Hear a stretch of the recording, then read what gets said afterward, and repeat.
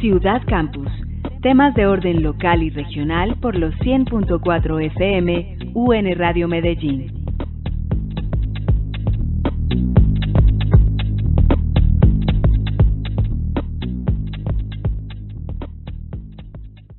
Hoy en Ciudad Campus está con nosotros Mayra Natalia Parra Salazar. Ella es historiadora, es docente también y magíster en Sociología e Investigación Social.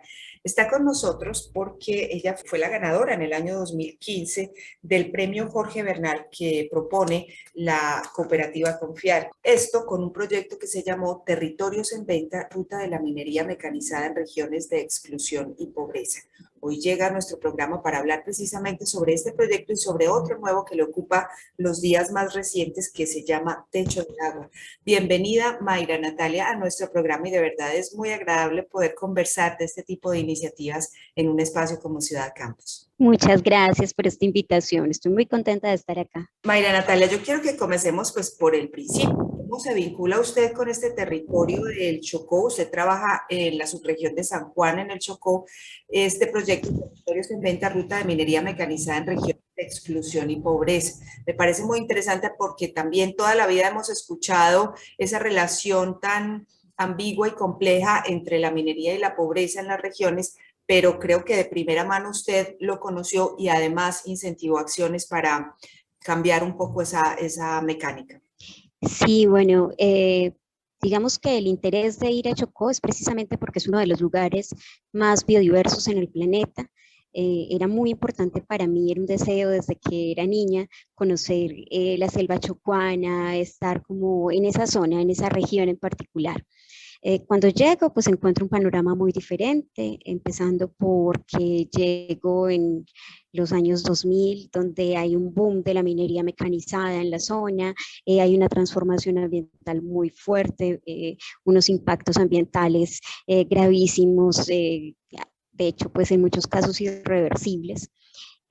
Pero llego con la intención de todas maneras de entender un poco esas transformaciones, a qué se deben y cómo se pueden de alguna manera contrarrestar. Ese fue como el primer acercamiento que tuve en la zona y bueno, por supuesto conocí comunidades muy valiosas, comunidades que a pesar de las condiciones en las que se encuentran, que por supuesto están relacionadas con muchas dinámicas de pobreza y abandono estatal, porque también hay que mencionarlo, tienen, digamos que algunas expectativas frente a cómo administrar mejor sus territorios y cómo, más que administrarlos, habitarlos, poderlos habitar a futuro. Bien, y en esa relación de minería y pobreza, ¿cómo usted encontró a la población, en particular la población del Chocó, y cómo empieza a generar procesos de desarrollo con una perspectiva diferente?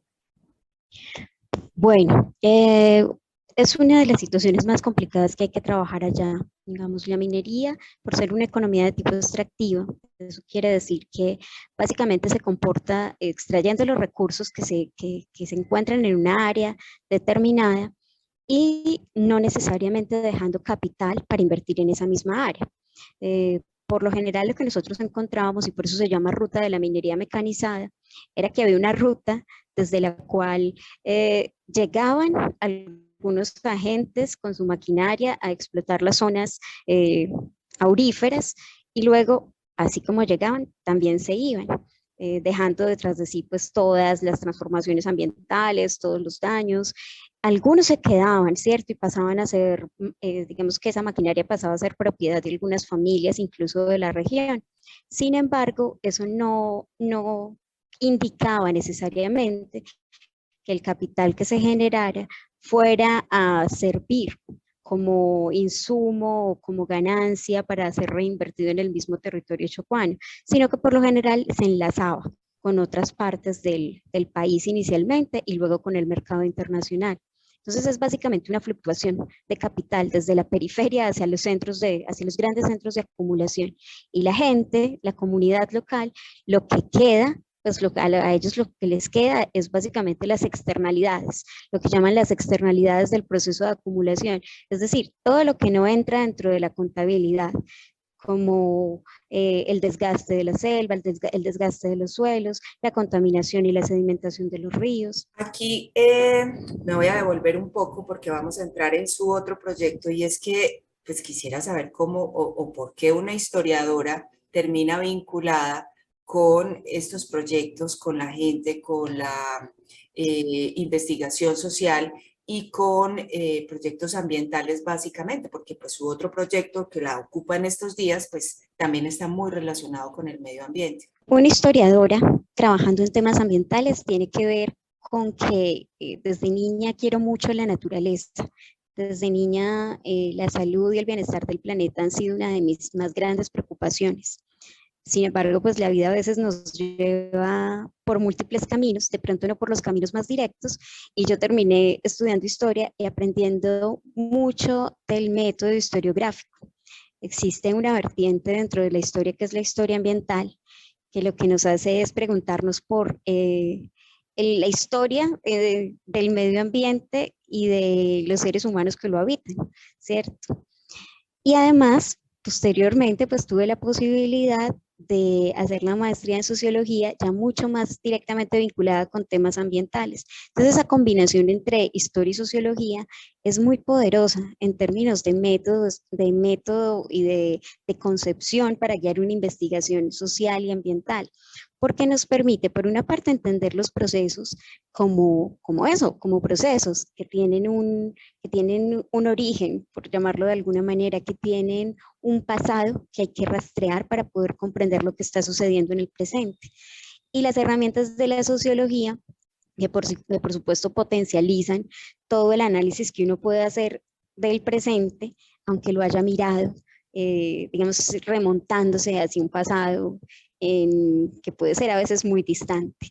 Y pues ahora sí entremos en Techo de Agua, que es el proyecto que lo ocupa ahora. ¿Cómo transita usted de este proyecto? ¿Cómo se pasa usted a estos páramos de Frontino? Pasa de un clima a otro de maneras supremamente radicales y empieza a ser un proyecto Techo de Agua que además tiene ese mismo enfoque de la conservación de la naturaleza con un enfoque de comunidad. Sí, es un cambio efectivamente altitudinal muy brusco, pero está relacionado con las condiciones sociales que encontré en la zona del complejo de páramos Frontino-Urrao y la comparación que hay, digamos, entre una economía dedicada principalmente al extractivismo, ¿cierto? Como las zonas mineras que visité en el Chocó, y una economía dedicada más, digamos que de corte más campesino. Hay muchas diferencias en la forma en que se establecen las relaciones de la sociedad con la naturaleza, dependiendo de esas dos economías. Y pues encontré eso cuando llegué a elaborar el plan de manejo del complejo de páramos Frontino-Urrao con el grupo de investigación Medio Ambiente y Sociedad y con Corpurabá. Cuando estuvimos trabajando en ese proceso, encontramos que las comunidades de ese complejo, pues, tenían digamos, un afecto importante por la zona en la que habitaban. La gente nos reclamaba mucho que debíamos permanecer en el sitio o que qué más iba a pasar una vez ya sacáramos el plan de manejo, y a mí eso me caló muy hondo, porque realmente no me lo habían pedido de esa manera, o sea, no me habían hecho sentir tan comprometida con continuar un proceso como lo hicieron estas comunidades. Así que, pues, por voluntad propia decido quedarme allí trabajando con ellos, inicialmente de una manera muy espontánea, sin saber exactamente para dónde íbamos, únicamente con el ánimo de estar, ¿cierto? De acompañarlos, de que ellos vieran que no me interesaba simplemente aprovecharme de sus conocimientos, sino que también quería ser parte casi que de sus familias. Y así, con el tiempo, se fue constituyendo algo muy bonito que es como un refugio para todos los que sentimos y queremos hacer algo por la naturaleza, para todos los que sentimos que este planeta merece que le echen una manito, ¿cierto? Y una manito bien llena de afecto, porque le hace mucha falta quien lo quiera, quien lo cuide, quien lo respete. Y esas comunidades son así. Entonces me dieron digamos que el empujón, ¿cierto? para tratar de pensar en cómo organizarnos mejor, formalizándonos y tratando de gestionar recursos. Porque pues para nadie es un secreto que realizar acciones y de tipo comunitario y mucho más en un área tan grande como el complejo de Páramos, que son varios municipios alrededor de la cordillera occidental aquí en Antioquia, pues requiere recursos, requiere pues gente, sí, la gente la tenemos, que es una gente maravillosa, llena de corazón y de entusiasmo, pero también se requieren recursos materiales, infraestructura, recursos financieros para poder llevar a cabo esas acciones. Entonces, pensamos en la formalización como una estrategia para tratar de gestionar esos recursos que nos permitan conservar. Y el programa se llama Techo de Agua. Me parece muy bonito el nombre, debo decirle, y pues me gustaría que nos contara cómo nace, no solamente el nombre, sino como todo este ejercicio, que entiende usted aquí no está ya sola, sino que se acompaña de otros profesionales para llevar a cabo su función. Este proyecto surge de una base campesina. Realmente comienza en las partes altas de las montañas, con familias que habitan en esas zonas, con familias que han habitado al pie de los bosques de niebla, con familias que han habitado muy cerca de zonas de páramo. Esos son realmente los verdaderos fundadores de Techo de Agua, ¿cierto? Quienes me acompañan en ese proceso inicial de pensarnos la necesidad de hacer algo por los bosques, por la fauna y, bueno, en general por la conservación de esos espacios de alta montaña, especialmente en un escenario de cambio climático, que pues en estos días hemos notado lo evidente que es y lo inminente. Ellos comienzan a apoyarme, ¿cierto? A motivarme para que formemos esta corporación y yo comienzo a buscar también como aliados entre conocidos que son profesionales, entre conocidos que también le quieren aportar y que tienen mucho talento, por ejemplo, en el área de la botánica, de la microbiología, en el área de la ingeniería forestal. Hay también una persona que está especializándose en trabajo con aves, en la parte veterinaria. Entonces, digamos que tenemos una serie de personas profesionales que pues, empiezan a vincular al ver lo que estamos adelantando con esas comunidades campesinas para apoyarlos, pero más que para simplemente apoyarlos, para enseñarles, ¿cierto? Enseñarles y aprender de ellos. Nos diferenciamos en muchos casos de otras corporaciones porque el equipo profesional no hace las cosas como aislado de, sino que trabajamos muy de la mano en lo que es como una forma de poner en práctica esa famosa frase de hay que hacer un diálogo de saberes. Nosotros hacemos el diálogo de saberes y los ponemos en práctica. Entonces, esa es como una de nuestras características. Qué importante eso, porque muchas veces, digamos, los profesionales llegan con todo su conocimiento académico y con las mejores intenciones, pero ese asunto de la escucha y del aprendizaje mutuo me parece muy valioso que lo tengan en cuenta, entre otras cosas, pues por los proyectos que ustedes están adelantando con las aves, con los mismos bosques y con la biodiversidad en general. Es decir, tener en cuenta lo que ellos ya han conocido de primera mano y lo que ustedes pueden aportar desde la academia. ¿Cómo articulan ustedes esos dos conocimientos en función de los programas que se han ido adelantando? Bueno, nosotros tenemos 3 programas que precisamente apuntan a esa articulación entre el saber, entre comillas, científico y el saber, entre comillas, también popular, ¿cierto? Y los pongo entre comillas porque a veces, pues, los campesinos también utilizan métodos, ¿cierto? Métodos científicos y nos enseñan un montón.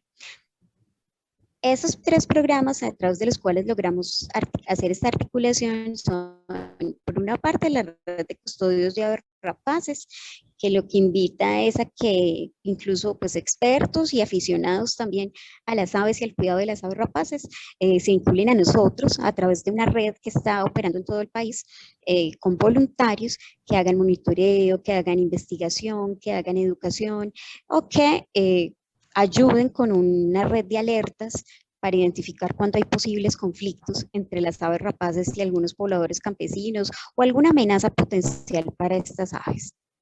Hay otro programa que es el programa de Fantasmas del Bosque de Niebla. Es muy hermoso porque es un programa de monitoreo comunitario, pero que también le apuesta también, a esta parte de monitoreo científico. O sea, a través de la instalación de cámaras trampa y del seguimiento a ciertas especies, que les decimos fantasmas, pero no porque sean fantasmas, sino porque muchas veces la gente no cree en su existencia, nos dicen creer para ver. Le pusimos ese nombre un poco sensacionalista. Y a través de esa instalación de cámaras trampa y a través de identificar, por ejemplo, momentos críticos para la reproducción de estas especies o para la aparición de estas especies en áreas cercanas a los predios, pues nosotros hemos podido ayudar con la mitigación de ciertas interacciones negativas, ¿cierto? Si uno ya sabe que el puma por lo general aparece entre enero y febrero, entonces uno trabaja con los campesinos para que entre enero y febrero pues le presten mayor atención a los terneros, para que no dejen las vacas tan cerquita del límite con el bosque, para que estén más atentos. Entonces, en ese programa trabajamos mucho con las interacciones negativas entre la fauna silvestre y las comunidades campesinas. Y la trabajamos a partir, por una parte de eso del fototrampeo comunitario, tratando de hacer que la gente se enamore de esos seres con los que convive. Uno no toca, es como, uno como que tiene más consideración frente a alguien que conoce, ¿cierto?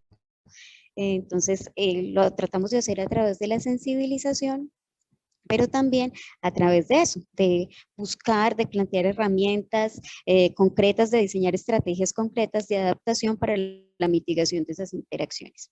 Y finalmente está la Escuela de Biodiversidad, que es donde nosotros apuntamos pues como todo nuestro equipo de profesionales para tratar de bajar a la vida cotidiana el conocimiento científico. Como lo que se hace en un laboratorio, que nosotros creemos que es algo tan de científicos únicamente, también se puede llevar al campo, como la gente puede observar a través de un microscopio, cómo puede entender la importancia de los microorganismos, cómo puede aprender de botánica, cómo puede aprender de taxonomía, cómo puede aprender sobre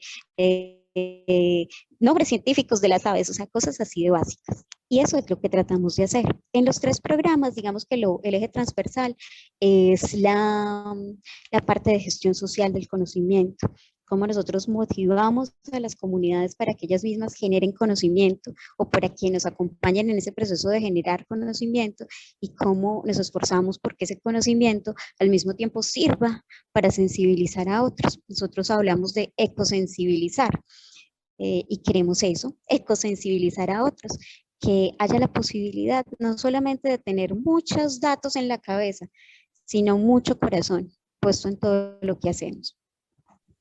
Usted mencionaba ahorita los recursos y cuando hablamos de recursos no solamente estamos hablando pues de todas estas personas que se han vinculado de una u otra manera al proyecto, sino también por los recursos económicos. La llegada del premio Jorge Bernal a su vida como investigadora me imagino que le significó un impulso muy importante en sus años de trabajo en el Chocó. Y ahora, digamos, ¿a qué le apunta en términos de recursos, cómo se financian y cómo se puede, digamos, de alguna manera llevar a cabo un proyecto de estas dimensiones en un país como el nuestro, que pues no, para nadie es un secreto que cuesta trabajo que se ponga la mirada sobre el medio ambiente en términos económicos también? Bueno, el premio Jorge Bernal es algo que yo quiero destacar. Quiero destacar por la importancia que tiene que una institución se atreva a financiar proyectos de investigación dedicados al tema social.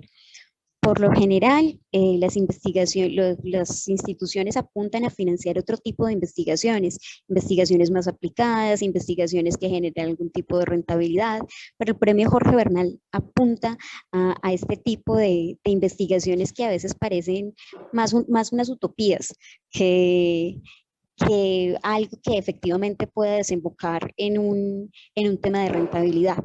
Entonces, de destacar completamente la labor del premio. En cuanto a techo de agua, pues bueno, financiarnos no ha sido sencillo. Nosotros tenemos una ventaja enorme y es que la gente, tenemos muchos voluntarios, ¿cierto? La gente trabaja aquí con toda la convicción de que esto es importante, que esto es bonito y que esto hay que hacer. pero pues la convicción tampoco puede ser infinita. También se requieren insumos, se requiere infraestructura, se requiere capital, ¿cierto? Para poder ponerlo a marchar y para poder también ejecutar cosas que queremos ejecutar. Nos hemos movido con donaciones de distintas partes del país. En algunos casos también han llegado pequeñas donaciones, han sido por lo general donaciones de particulares, ¿cierto? De pequeños particulares. También ofrecemos servicios. Nosotros tenemos un portafolio de servicios donde ofrecemos todos los servicios con un equipo de profesionales pues muy capacitados para ellos, que tienen que ver con la adaptación, la generación, el diseño de estrategias de adaptación frente al cambio climático, el manejo de energías limpias. También hacemos caracterización botánica, caracterización vegetal. Y por supuesto manejamos toda la parte de gestión con comunidades.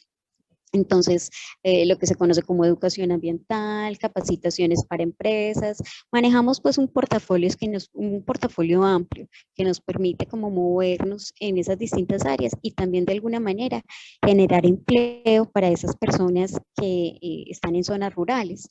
En muchos casos, una de las limitaciones grandes es que las personas que son de zonas rurales, aunque tengan sus estudios, aunque sean supremamente tesos en lo que hacen, acceder al trabajo les es difícil.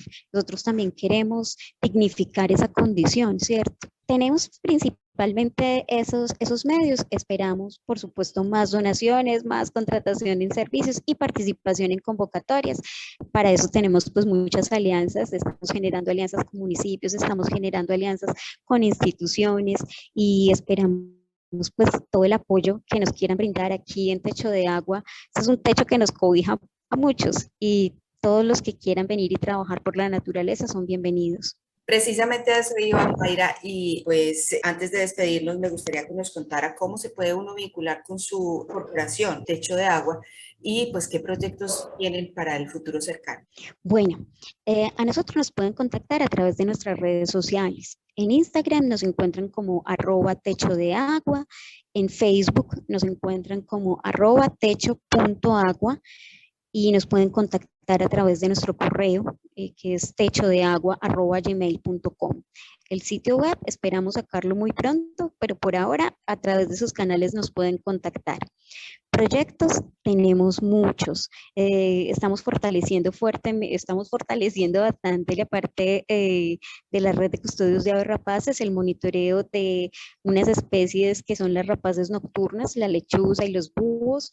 Estamos fortaleciendo también el monitoreo de Spizaetus isidori, que es un águila que está en peligro de extinción. Y dentro de los otros programas estamos trabajando con oso andino, con el monitoreo de oso de anteojos, con el monitoreo de varias especies como puma. Entonces, en el momento nos estamos enfocando mucho en esas tres partes, en tres especies para nuestras labores de sensibilización, monitoreo de investigación, que son el águila, el oso y el puma, para trabajar la parte de conflictos, ¿cierto? Con comunidades humanas. Y en la Escuela de Biodiversidad, pues estamos trabajando también con la parte de botánica y de interacciones ecológicas entre planta, insecto, animales y microorganismos. Ella es Mayra Natalia Parra Salazar, historiadora, docente, magíster en Sociología e Investigación Social, quien nos ha contado de su proyecto Techo de Agua en los páramos de Frontino, aquí cerquita, y que pues desde allí está haciendo una labor invaluable por el mejoramiento del medio ambiente, por el aplacamiento de este cambio climático que nos está afectando a todos y pues por un trabajo comunitario también que esté contemplando la naturaleza como parte de nuestra vida. Muchas gracias, Mayra Natalia, por su trabajo, por haber aceptado la invitación de Radio UNAL y pues esperemos que nos siga contando estos proyectos de Techo de Agua y también esperemos que este premio Jorge Bernal nos siga proveyendo de proyectos y de nuevas posibilidades para pensar el mundo y el medio ambiente, el país y la gente misma. Muchísimas gracias por invitarme, muchísimas gracias por darme la oportunidad de contar un poco de lo que hacemos en Techo de Agua y también pues el merecido reconocimiento para el premio Jorge Bernal. A ustedes, nuestros oyentes, les invitamos a que continúen en la sintonía de Radio UNAL. Mi nombre es María Isabel Galvis y la próxima semana tendremos un nuevo invitado de todo su interés. Nos encontramos de nuevo aquí en Radio UNAL. Hasta entonces. Ciudad Campus. Temas de orden local y regional por los 100.4 FM UN Radio Medellín.